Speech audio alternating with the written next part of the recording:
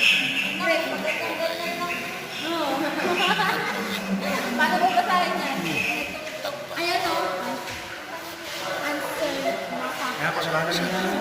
Ito. Yan pala, oh, may sarili silang sulat, oh. Isang pirasong tubo. Abot ng langit. Abot mata. Yan ang, original. May sarili silang sulat. Mga sulat nila. Yan, oh. oh. Grabe ka lang ito mga sulat nila. oh.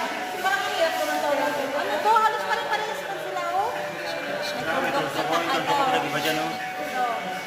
Oh, wala. Ito may tulog. Taas mo ba ang tulog? Ay, ito sulat nila. Ayan o. S. Sulat o.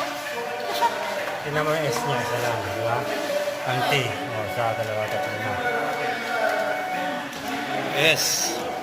At T. Ano, sulat ka dyan? Yan yung T. Kaya